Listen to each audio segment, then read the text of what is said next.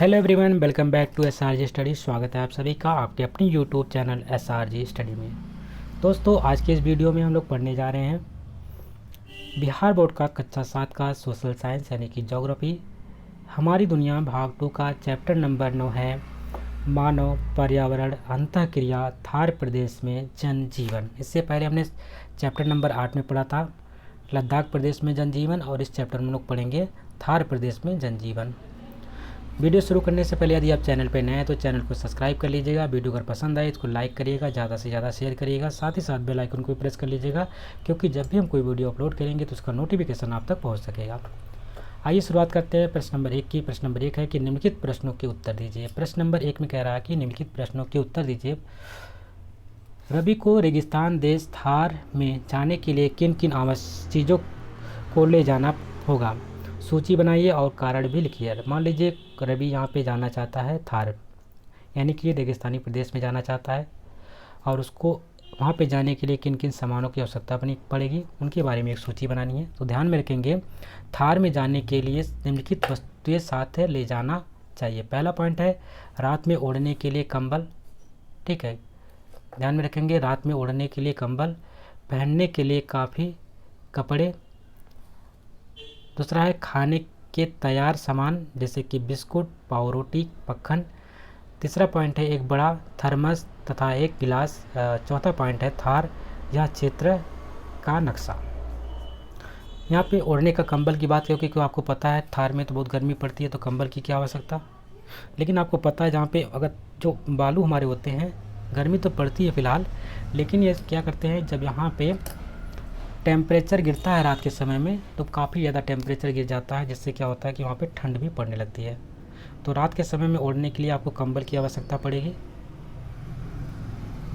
ठीक, तो कंबल आपको साथ में ले जाना है। दूसरा, आपको खाने की सामान तो सारी जाहिर सी बात ले जानी है। उसमें कौन कौन सी चीज़ें रख सकते हैं, जैसे कि बिस्कुट, ये ख़राब नहीं होगी क्योंकि गर्मी ज़्यादा पड़ेगी तो ख़राब हो सकती है। पाव रोटी ले जा सकते हैं, मक्खन ले जा सकते हैं। एक बड़ा थर्मस भी लेके जाइए, क्योंकि जब टेम्परेचर ज़्यादा होगा तो वहाँ पे थर्मस रहेगा तो आपके उसमें पानी वानी जो रखेंगे वो ठंडा ही रहेगा। और गिलास रख लीजिएगा पानी पीने के लिए। और एक क्षेत्र, उस क्षेत्र का नक्शा भी रख लीजिएगा। मान लीजिए उसमें फंस गए तो निकलने का तरीका किस रास्ते से निकल सकते हैं, इसलिए उसका नक्शा भी रख सकते हैं। प्रश्न नंबर नेक्स्ट है कि पूछा जा रहा थार प्रदेश में जनसंख्या कम क्यों है? तो ध्यान में रखेंगे, आपको पता होना चाहिए कि थार प्रदेश में जनसंख्या इसलिए कम है क्योंकि वहाँ का जीवन जो बहुत है संघर्षपूर्ण है। जीवन यापन के लिए साधनों का अभाव है, सड़कों की कमी है, यात्रा करना कठिन है, दिन में काफ़ी गर्म तथा रात में भारी ठंड झेलना पड़ता है। तो दिन में काफ़ी गर्म आपको देखने को मिलेगा और रात में उतना ही ठंडा देखने को भी मिलता है। और यहाँ पे यात्रा करने के लिए जो साधनों की कमी है, सड़क की कमी है, इसलिए आपको ध्यान रखना यहाँ पे जीवन जो है यहाँ पे जो जनसंख्या वो काफ़ी कम देखने को मिलती है। प्रश्न नंबर 3 है कि आपके प्रदेश के जनजीवन और थार के प्रदेश के जनजीवन में अंतरों की सूची बनाइए। आपके प्रदेश में कैसा जनजीवन है और थार के प्रदेश में जनजीवन क्या है, इसके बारे में लिखना। उत्तर में लिखेंगे हमारे प्रदेश के जनजीवन और थार के प्रदेश में जनजीवन के अंतरों की सूची निम्नलिखित है। पहला ध्यान रखेंगे, पहला पॉइंट है हमारे प्रदेश का जो जनजीवन होता है, पहला पॉइंट उसमें ध्यान रखेंगे केवल गर्मी के मौसम में ही गर्मी पड़ती है, जबकि आपको पता है जो थार में है दिन में गर्मी रात में ठंडी। हमारे यहाँ केवल जाड़े में रात में जाड़ा पड़ता है। वर्षा की ऋतु में समान वर्षा होती है हमारे यहाँ। हर प्रकार का वाहन मिलता है हमारे यहाँ। पानी की कोई किल्लत नहीं है हमारे यहाँ। हर तरह के अन्न की प्रमुखता है हमारे यहाँ। जबकि हम बात करते हैं थार प्रदेश की, तो यहाँ पे क्या है साल भर गर्मी पड़ती है, सालों भर रात में जाड़ा पड़ता है। तो दिन में गर्मी पड़ती है तो रात में जाड़ा भी पड़ता है सालों भर। वर्षा नहीं के बराबर होती है। यहाँ पे केवल ऊँट ही क्या है वाहन के साधन है। पानी की भारी किल्लत है, केवल बाजारों की प्रमुखता है। इस प्रकार से आप समझ लीजिएगा यहाँ पे क्यों जीवन कठिन होता है, हमारे यहाँ का जीवन कैसा है। अगला प्रश्न है कि न खालिस्तान का मॉडल या चित्र बताइए। तो यहाँ पे एक चित्र है, आपकी पुस्तक में देख लीजिएगा। लोग ऑटो से जा रहे हैं रेगिस्तान में। यहाँ पे बड़े बड़े बालू के पहाड़ दिखाई दे रहे होंगे आपको। पानी की कुछ बहुत ही कम मात्रा है जो कि यहाँ पे पीते हुए दिखाए जा रहे हैं पशु। प्रश्न नंबर नेक्स्ट है कि थार प्रदेश में जल की उपलब्धता कैसे बढ़ाई जाए। थार प्रदेश में आपको जल की उपलब्धता बढ़ानी है, तो कैसे बढ़ाएंगे, ध्यान में रखेंगे। सबसे पहले पक्का टैंक बना करके वर्षा के जल को एकत्रित किया जाए। यहाँ पे वर्षा होती है तो जो भी यहाँ पे जल होगा उसको आप टैंक बना करके उससे जल को एकत्रित कर सकते हैं। वर्षा ऋतु में जो भी वर्षा हो पूरे गांव के वर्षा जल को इसमें एकत्रित किया जाए। यह जल पीने के लिए सिंचाई के काम भी आ सकते हैं। तो ये जल जो होगा इसको हम पी भी सकते हैं और सिंचाई के काम भी ले सकते हैं। अगला प्रश्न है कि थार प्रदेश में बहने वाली नदियों में पानी कैसे बढ़ सकता है। तो जो थार प्रदेश में नदियाँ बहती हैं उसमें पानी अगर उनको बढ़ाना है तो कैसे बढ़ा सकते हैं। तो ध्यान में रखिए, नदियाँ प्राकृतिक होती हैं, वह भी राजस्थान की नदियाँ शुष्क हैं, अतः नदियों में पानी बढ़ाना कठिन है। उसके स्थान पर इंदिरा नहर से उपनहरों को संख्या बढ़ा करके नदियों की कमी को दूर किया जा सकता है। तो आप जो वहाँ पे नदियाँ बहती हैं वो प्राकृतिक है और इसमें हम जबकि ये हमको पता है शुष्क है, यहाँ पे इसमें पानी की कमी है। इसके लिए हम क्या एक दूसरा उपाय कर सकते हैं, यहाँ पे नहरें बिछा सकते हैं। नहरें जैसे कि आपको पता है यहाँ पे राजस्थान में सबसे बड़ी नहर जो है उसका नाम है इंदिरा नहर, ये आपकी देखने को मिल रही है। ये राजस्थान क्या पूरे भारत की सबसे बड़ी नहर है इंदिरा नहर, और इनकी उपनहरों की संख्या बढ़ा करके नदियों की कमी को हम दूर कर सकते हैं।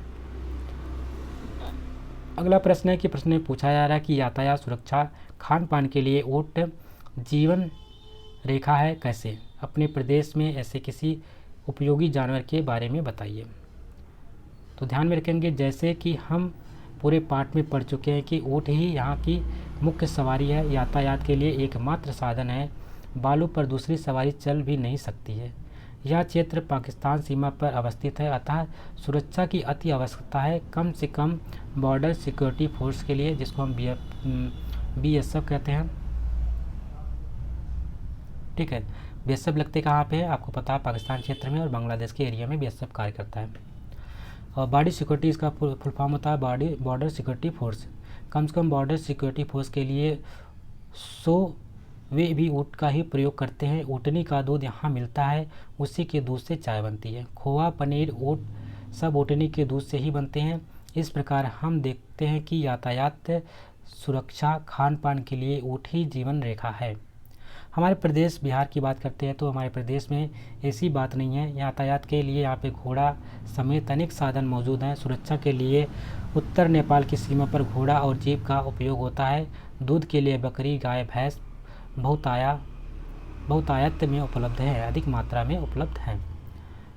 आगे देखते हैं, प्रश्न नंबर 2 है, सही विकल्प के सामने सही का निशान लगाएं। पहला प्रश्न इसमें दे रखा है, थार का रेगिस्तान फैला है कहाँ पे। पहला ऑप्शन है गुजरात से महाराष्ट्र तक, या गुजरात से राजस्थान तक, या है पंजाब से राजस्थान तक। ध्यान में रखेंगे, ऑप्शन नंबर ख बिल्कुल सही हो जाएगा। जो थार का रेगिस्तान फैला कहाँ से, गुजरात से लेकर के राजस्थान तक फैला हुआ है। अगला प्रश्न है कि प्रश्न नंबर 2 साफा कहते हैं। पहला पॉइंट है सफाई वाले कपड़े को, दूसरा है पूरा आस्तीन वाले कमीज को, तीसरा का ऑप्शन है सिर पर बांधने वाली पगड़ी को। तो ध्यान में रखेंगे, ऑप्शन नंबर ग बिल्कुल सही हो जाएगा। जो सिर पर पगड़ी बांधते हैं, बांधने वाली पगड़ी को हम क्या कहते हैं, साफा कहते हैं। क्या कहते हैं दोनों दोस्तों, साफा उसको बोलते हैं। अगला प्रश्न है कि थार प्रदेश में पाए जाने वाले खनिज हैं। थार प्रदेश में कौन कौन से खनिज पाए जाते हैं। पहला ऑप्शन है संगमरमर, अभ्रक, दूसरा ऑप्शन है बॉक्साइड या संगमरमर, तीसरा है संगमरमर और जिप्सम। तो ध्यान में रखेंगे, जो थार प्रदेश में पाए जाने वाला जो आपका खनिज है वो है संगमरमर और जिप्सम होता है।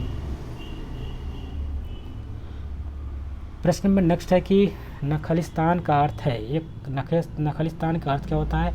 एक बहुत छोटा प्रदेश, दूसरा है ठंड जलवायु का क्षेत्र, तीसरा है रेगिस्तान में हरियाली व जल वाला क्षेत्र। तो ध्यान में रखेंगे, इसका अर्थ होता है ठंड जलवायु का क्षेत्र। क्या हो जाएगा, ठंड जलवायु का क्षेत्र होता है नखलिस्तान। अब हम लोग पाठ के सारांश को देखेंगे, एक सरसरी निगाह में पढ़ते हुए आगे बढ़ेंगे। राजस्थान और गुजरात राज्यों के पश्चिम में थार का मरुस्थल है। ध्यान में रखेंगे कहाँ पे है, राजस्थान और गुजरात के राज्यों के पश्चिम में थार का मरुस्थल है। जहाँ तक नज़र जाती है वहाँ तक बाल ही बाल दिखाई पड़ता है। बालू ही बालू होगा यहाँ पे, बाल ही बाल नहीं, ठीक है। बालू ही बालू दिखाई पड़ता है। बीच बीच में अरावली की पहाड़ियाँ और जहाँ जहाँ बालू के डिब्बे मिलते हैं। पूरा क्षेत्र शुष्क और गर्म है। दिन में प्रायः बालू भारी आंधियाँ प्रायः भारी आंधियाँ चलती है और रात में तापमान काफ़ी नीचे चला जाता है। वर्षा नहीं होती है और होती भी है तो नाम मात्र की। वार्षिक जो वर्षा है लगभग 25 सेंटीमीटर से कम होती है। दिन की गर्मी और रात में जाड़े से बचने के लिए काफ़ी वस्त्र की आवश्यकता पड़ती है। पेड़ पौधे नहीं मिलते हैं, मिलते भी हैं तो कटीली हैं, जैसे कि आपको पता है नागफनी है, कैक्टस है, झाड़ियाँ हैं, बबूल है, नागफनी आदि रूप में। खजूर भी उपजता है यहाँ पे। जहाँ तहाँ मरुधान है, मतलब कि मरु उद्यान है।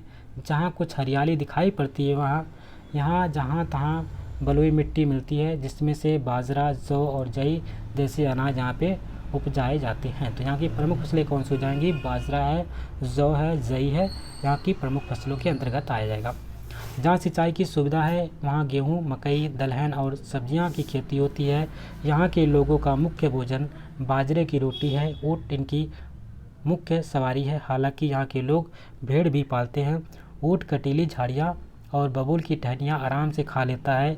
ऊँटनी के दूध का उपयोग होता है। जहाँ जहाँ बावड़ी यानी कि या कुआँ मिलते हैं उन्हीं के आसपास आबादी पाई जाती है। मरुउद्यानों से पानी ढोकर लाया जाता है। जैसलमेर जैसे नगरों में टैंकर से भी पानी पहुँचाया जाता है। यहाँ के लोग पानी का उपयोग काफ़ी सावधानी से करते हैं। थार प्रदेश में जिप्सम, संगमरमर, छींटेदार इमारती पत्थर, लिग्नाइट, कोयला, तांबा, अभ्रक, नमक आदि मिलते हैं। संगमरमर और लाख की मूर्तियाँ, चूड़ियाँ, हाथी दांत की वस्तु पर नक्काशी, कपड़ों की रंगाई और छपाई इनका मुख्य व्यवसाय है। जीवन यापन की कमी के कारण जनसंख्या अत्यधिक विरल है। मुख्य नगर बीकानेर है, जैसलमेर है, बाड़मेर है, जोधपुर है। पानी की कमी को दूर करने के लिए सतलज नदी पर बांध बना करके इंदिरा नहर बनाई गई है। इसे राजस्थान नहर भी कहा जाता है। इस नहर के बन जाने से पानी की कमी दूर हुई है और गहन कृषि होने से हरियाली भी दिखाई देती है। थार रेगिस्तान को देखने और ऊँट की सवारी करने के लिए देसी विदेशी सैलानी का तांता लगा रहता है। तो आपको यहाँ पे पूरा सारांश देखने को मिला और पूरे राजस्थान के बारे में जो इम्पोर्टेंट चीज़ें थी वहाँ पे बताया गया सारांश के माध्यम से। पूरा चैप्टर तो नहीं होता है सारांश में, लेकिन जो मुख्य पॉइंट होते हैं यहाँ पे बता दिया जाता है, जो कि आपके परीक्षा पॉइंट ऑफ व्यू से बहुत ही इंपॉर्टेंट होते हैं। आशा करते हैं आपको वीडियो पसंद आई होगी। यदि वीडियो पसंद आए तो इसको लाइक करिएगा, शेयर करिएगा और चैनल पर नए हैं तो चैनल को सब्सक्राइब भी कर लीजिएगा। मिलते हैं एक नए वीडियो में, तब तक के लिए नमस्कार, जय हिंद।